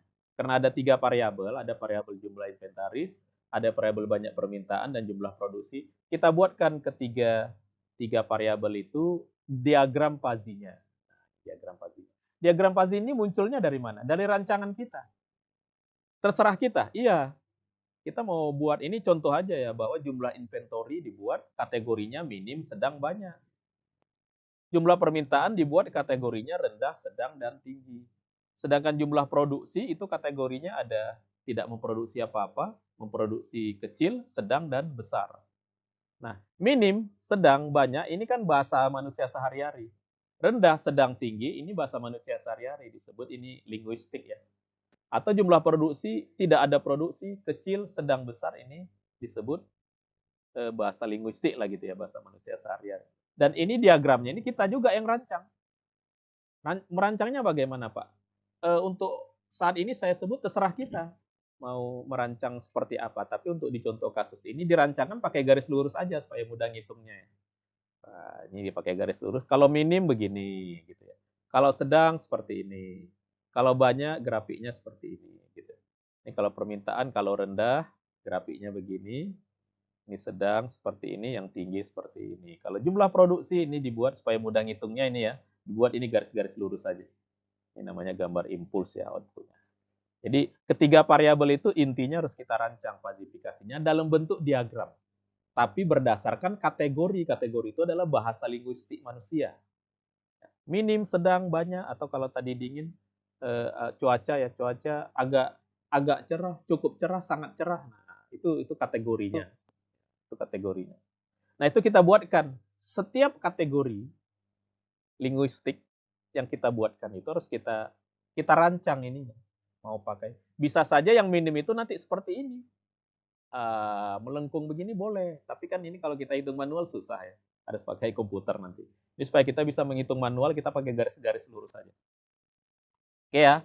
Pertama merancang fazifikasi. Yang kedua, kasus ini harus kita tanyakan ke seorang pakar. If then-nya apa? Dalam hal ini pakar penjaga gudang ya. Kalau di pabrik apa itu? Jadi jadi kan kalau di gudang itu kan ada di sebuah pabrik itu kan ada gudang, ada bagian yang membuat ya, ada manufacture ya, bagian yang membuat produknya. Jadi kan mereka kan harus komunikasi ya. Nah, kalau mau produksinya mau dibuat, dia kan nanya dulu ke orang gudang, lagi banyak nggak? Oh lagi banyak, oh berarti yang ini nggak usah diproduksi dulu. Oh yang ini sedikit dulu diproduksi. Nah, biasa kan pemecahannya kan solusinya kan pakai pengalaman aja ya. Ya kalau saya nyebutnya insting ya, pakai pengalaman dia aja. Oh kalau begini berarti produksinya 3 kardus saja atau 3 lusin aja. Kalau jumlah stoknya di gudang segini, oh ini harus kita buat banyak ini. Nah, begitu. Jadi dia pakai insting, pakai pengalaman dia. Nah sekarang kita tanya ke si pakar itu, pengalaman dia gimana? Hubungan antara permintaan sama jumlah di gudang ya, jumlah di inventory, sama berapa yang harus diproduksi. Nah, kita tanyakan ke dia hubungannya. Nah, ini contohnya ya. Contohnya begini nanti. Jika jumlah permintaan rendah dan jumlah inventory minim, maka jumlah produksi gimana? Nah, kita tanya ke orang pakar. Oh, jumlah produksinya kecil aja. Nah, ini contoh jawaban dia, kecil aja. Gitu. Kalau jumlah permintaan rendah dan jumlah inventory sedang, nah kata si pakar, sebaiknya jumlah produksinya nggak ada. Nah, gitu. Kalau jumlah permintaan rendah dan jumlah inventory banyak, maka sebaiknya jumlah produksinya juga nggak ada. Dan selanjutnya itu kita tanya terus ke si orang pakar. Nah, kelebihannya adalah si pakar, si manusia apa si orang yang ahli ahli di gudang tadi dengan di bagian pabriknya ya dengan manufacturer tadi. Kelebihannya adalah dia bisa menggunakan istilah-istilah linguistik, istilah-istilah fuzzy ya. Rendah, minim, kecil, sedang gitu. Kalau di komputer biasa kan kita buat if stock sama dengan 5, nah gitu pakai angka kan. If stock sama dengan 5 atau 50. Nah, ini kalau begini, ini namanya keris. Kenapa? Karena ini 50. Dan ini pakai bahasa logika, ini logika manusia, boolean ini. Karena jawabannya ya atau tidak. Tapi kalau di sini enggak, if jumlah permintaan rendah, nah ini bahasa manusia. Kita ngomong, oh itu rendah, itu minim, itu kecil, cuaca agak panas nanti, cuacanya cukup cerah, itu kan bahasa-bahasa manusia. Nah, bahasa manusia atau yang kita sebut dengan linguistik itu dimasukkan ke dalam if then ini. Nah, inilah nanti kelebihan fuzzy. Mengakomodasi logika linguistik. Nah, linguistik itu apa? Istilahnya pakai istilah manusia. Besarannya pakai besaran yang dikenal oleh manusia yang tidak harus angka, tidak harus numerik. Nah, gitu. Di dalam if then-nya, if-nya itu nggak mesti ada angka. Boleh pakai kategorinya fuzzy. Kategori fuzzy tadi udah ya. Tadi itu ya. Bisa rendah, sedang, minim. Kalau biasanya kalau yang nggak pakai fuzzy ya, jika permintaan 10, nah gitu. Dan inventory 5, maka jumlah produksi 7. Nah, ini kan yang keluar angka. Ini logika konvensional. Tapi pakai logika fuzzy, kita bisa mengatakan logika nggak pakai angka, tapi pakai bahasa fuzzy. Jika jumlah permintaan rendah dan N jumlah inventory minim, N jumlah produksi kecil, nah ini namanya ini logika fuzzy. Nah, logika fuzzy. Itulah nanti fuzzy. Dan ini yang if then yang banyak ini nanti disebut dengan if then rule. Disebut dengan if then rule. Kita bisa buat banyak ini ke bawah, nanti kita buat banyak. Nah, kalau nanti cara penulisannya kalau banyak, bisa kita buat dalam bentuk table. Nah, ini table ini. Ini sama artinya dengan tulisan di sebelah ya. Table ini sama. Jadi table ini dibaca gini. Ini ya, cara baca table ini sama ya dengan sebelah ya. Ini ya, jika jumlah permintaan, ini jumlah permintaan kan, ini juga jika jumlah permintaan rendah dan jumlah inventory minim, maka jumlah produksi kecil. Nah, gitu mempertemukannya. Kalau ini, jika jumlah permintaan sedang dan jumlah inventory sedang, maka jumlah produksi kecil gitu. Jadi sama ini if berarti ini yang nih kita bersihkan lagi ya, udah kotor dicoret-coret. Nah, jadi yang rendah itu contohnya di sini jika permintaan rendah. Nah, ini permintaan rendah dan inventory minim. Inventory minim mana? Minim. Dan jumlah produksi kecil. Nah, kecilnya di sini. Nah, jadi yang nomor 1 ini dia. Nah, gitu. Dan begitu selanjutnya yang lain. Jadi berarti nanti rule-nya ada berapa ini? 1, 2, 3, 4, 5, 6, 7, 8. Ada 9 nanti ini. Di sini ada 9 buah rule. Tapi biasanya orang rule ini supaya enak ditulis pakai table begini aja, sama ya. Ini kan cuma cara kita mendokumentasikannya ya. Tapi di dalam program nanti lebih mirip seperti ini nanti kalau dalam program. Kalau ini mudah jadi lebih ringkas ya membacanya. Nah, itu namanya knowledge ya. Itulah namanya knowledge fuzzy ya, knowledge evidence. Nah, jadi secara keseluruhan rancangannya seperti ini. Ini ya. Jadi ini kalau digambarkan secara keseluruhan seperti ini. Ini nilai kris tadi. Ini apa? Yang gambar fazifikasi. Ini Inilah yang mewakili dari knowledge ya. Inilah yang mewakili dari knowledge atau if then ya, knowledge if then. Kan tadi ada satu, ini pasifikasi, ini juga satu pasifikasi. Dua knowledge if then atau if then rule ini dua. Nah, nanti yang perhitungan inferensial nanti akan kita lakukan setelah ini. Ini yang tiga. Sampai nanti dihasilkan namanya yang keempat menggunakan depasifikasi. Nah, sekarang untuk bisa kita hitung, kan yang 1 sama 2 sudah. Yang 3, 4 untuk menghitungnya kita butuh data. Kita butuh contoh satu data. Nah, ini contoh satu data, jumlah inventory 42, jumlah permintaan 15. Berapa sih jumlah produksinya? Nah, ini setelah dihitung pakai PASI, nilainya 4,55. Ini dihitung pakai PASI. Gimana PASI cara ngitungnya? Nah, gitu. Gimana PASI cara ngitungnya? Nah, cara ngitungnya PASI seperti ini. Ini sama ya tadi ya, jumlah inventory. Nah, cara ngitungnya seperti ini. Inilah cara menghitungnya. Saya tunjukkan dulu ya, ini cara ngitungnya. Ini nanti melibatkan if then, setelah melibatkan if then nanti kalau inventorinya 42 dan permintaannya 15 berapa? Nah, ini dihitung pakai PASI dengan cara seperti ini. Dihitung nanti ketemu ini ada nilai 0,6, ada 0,4, 0,4, 0, ini. Nah, gitu. Ini nilainya di logika apa? Ada yang di logika n kan. Nah, kalau n dia ya n. Kalau ini kan n ya, ini n kecil. Nanti kalau antar ke bawah dia nanti ada yang dipakai logika OR ya, tapi PASI. Sehingga nanti dihitung. Nah, dihitung seperti ini. Ketemulah 0,45. Jadi berdasarkan perhitungan yang sebelumnya tadi. Nanti cara menghitungnya nanti ya, setelah ini kita jelaskan, Anda melihat keseluruhan dulu. Jadi artinya pakai PASI, kita hitung pakai apa? Dari pasifikasi. Nah, ini ya, ini kita menghitung pasifikasi. Kalau nilai minim itu letaknya di mana? Ini 15 tadi ya. Kemudian kalau permintaan tinggi itu letaknya di mana nilainya? Kemudian, nah ini diagram output ya, diagram jumlah produksi. Dikaitkan nanti dengan knowledge yang ada 9 ini tadi ya, yang ada 9 atau dalam bentuk tabel seperti ini. Kemudian ya, dari situ nanti dihitung dengan cara seperti ini. Jadi setiap yang punya nilai, nah, yang punya nilai ya, setiap yang punya nilai kita ambil. Ini kan hasil perhitungan pasifikasi kalau jumlah inventory 42 itu adalah sedang.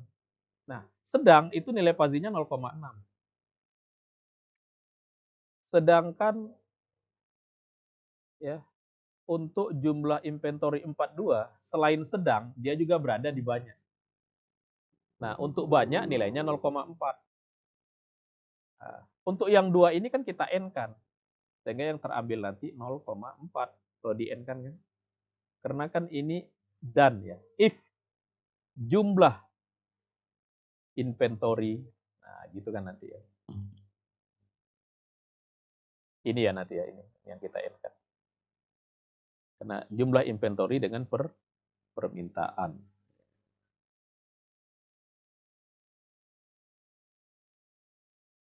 Sama dengan cara yang sama, jumlah permintaannya 15 termasuk kelompok rendah dan sedang. Nah, di dalam rendah 15 itu nilai pasinya 0,75. Di dalam sedang nilai pasinya itu untuk sedang nilai pasinya 0,5 ya. Ini tadi 0,75. Jadi ini ada yang 0,6. Ini 0,6 ya. Ini yang 0,4. Ini yang 0,75 di sini. Ini yang 0,5 letaknya di sini. Nah, kemudian antara ini dengan ini di n-kan. Ini kan 0,5. Yang ini 0,5, ini 0,6. Di n-kan jadi 0,6. Ini 0,75 dengan 0,4. Di n-kan jadi 0,4. Yang ini 0,5 dengan 0,6 di n-kan. 0,5 di sini. Ini 0,5 dengan 0,4 di N kan jadi 0,4.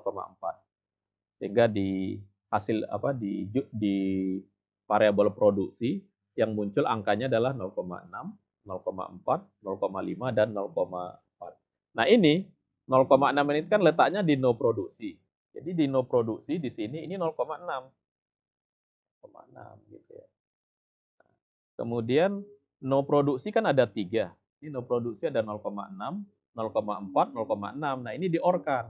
Diambil satu no produksi. Berarti kalau diambil satu kan 0,6. Makanya di sini yang diambil 0,6. Kemudian satu lagi untuk no produksi ada 0,5. Ini kecil ya, di dalam diagram yang kecil. Di sini 0,5. Sehingga untuk diagram output jumlah produksi itu ada yang ini yang no produksi tapi 0,6. Yang kecil 0,5. Ini yang ada hanya no produksi dengan kecil karena hasilnya kan tinggal. Nah, ini hasilnya tinggal yang 0,6 dengan yang 0,5. Nah, inilah yang dihitung. Nah, proses menghitungnya inilah yang maksudnya defazifikasi. Sedangkan yang proses yang ini tadi, ini perhitungan ini namanya inferensial. Inferensial ya. Yang ini namanya fazifikasi. Jadi tadi kan ada fazifikasi. Nah, fazifikasi ini menghitung pakai apa tadi nah ini udah ada rumus-rumusnya nih. Ya. Ada rumus kalau 15 ini nilainya berapa ini udah ada rumus-rumusnya langsung diinikan. Kemudian nah ini namanya yang knowledge if then ya, knowledge if then tadi. Menghasilkan 9 if then katakanlah ini dari pakar ya, kita anggap dari pakar. Kemudian barulah dilakukan ini inferensial. Nah, ini proses inferensial. Proses inferensial menghasilkan 2, yaitu 0,6 untuk no produksi dan 0,5 untuk kecil. Nah, proses mendapatkan, kalau di sini 0,6, di sini 0,5, proses mendapatkan nilai kris akhirnya itu disebut defazifikasi. Disebut defazifikasi. Nah, ini perhitungannya pakai matematik sederhana. Jadi ini kira-kira ya, ini kalau secara sederhananya saya gambarkan. Kalau di sini ada apa ini? Di sini ada dua batang, batangnya tingginya segini. Nah, ini tingginya 0,6. Batang yang satu lagi letaknya di sini, tingginya 0,5. Nah, pertanyaannya, kalau saya mau ini seimbang, di sini saya pakai ada apa? Saya letakkan di sini supaya seimbang, nggak jatuh. Jadi di antara kiri dengan kanan itu seimbang. Ini letaknya di mana? Apakah di sini atau di sini atau mungkin di sini gitu. Nah, itu yang kita hitung itu ini yang letak titik tengah antara 0,6 0,5 itu supaya seimbang letak titik tengahnya di mana. Nah, itulah yang dihitung pakai perhitungan seperti ini. Ini yang ini. Menghitung titik tengahnya. Supaya walaupun di sini 0,6 tetapi di sini 0,5 kan ini beda besar ya, beda besar. Mereka di tengah-tengah seimbang itu kan bukan di tengah-tengah ya. Kenapa nggak di tengah-tengah? Karena kan 0,6 lebih tinggi. Nanti jadi miring ke 0,6. Berarti harus agak geser ke sini. Nah, ini disebut dengan nilai X. Nah, nilai X-nya itu kalau secara matematik itu sama dengan rumusnya seperti ini. 0,6 dikali X. Nah, itu harus sama dia dengan 0,5 dikali kan ini 10 kurang X jadinya. Kalau dari ujung-ujung 10. Berarti 10 kurang X dikali 0,5. Ini rumus dasarnya. Inilah yang kita gunakan, kita hitung menggunakan persamaan biasa ya, untuk menemukan nilai X berapa. Itulah prosesnya, ini proses 0, ini kan jadi 0,5 kali 10, 5 ya. Ini 0,5 dikali min X jadi min 0,5. Nah, ini muncul angka 1,1X karena ini kan 0,6. Ini min 0,5 jadi 1,1X ya. 1,1X 5 ini jadi 0,5 dikali X. Sehingga jadinya 1,1X sama dengan 5. X-nya berapa? X sama dengan 5 dibagi 1,1. Sama dengan 4,55. Makanya dapatlah angka 4,55. Nah, jadi perhitungan itu berarti sistem fuzzy bisa menghitung ya berdasarkan rule-nya jika jumlah inventory 42 dan jumlah permintaan 15, maka jumlah produksi 4,55. Dan semua ini dihitung dari proses dari fazifikasi, kemudian proses mengikutkan ada fazifikasi, kemudian mengikutkan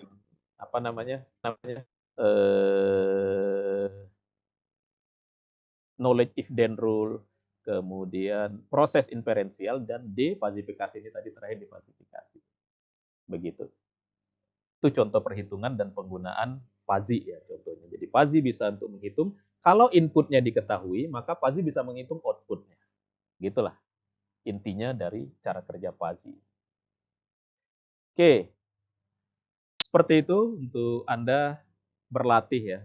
Nah, Anda nanti silakan Anda modulnya Anda baca lagi tadi yang langkah-langkah menghitungnya. Coba Anda hitung ya, dengan kasus yang tadi ini yang sederhana aja Anda hitung. Saya cuma mengganti angkanya saja ya. Jadi jumlah produksinya kalau 32 dan jumlah permintaannya 37, jumlah produksinya berapa? Nah, Anda gunakan perhitungan yang ada di sini tadi. Nah, silakan Anda ikuti nanti ya cara ngitung. Supaya Anda lebih memahaminya. Menggunakan secara langsung. Anda hitung nanti. Nomor 1. Dan nomor 2 ini tugasnya mencari referensi.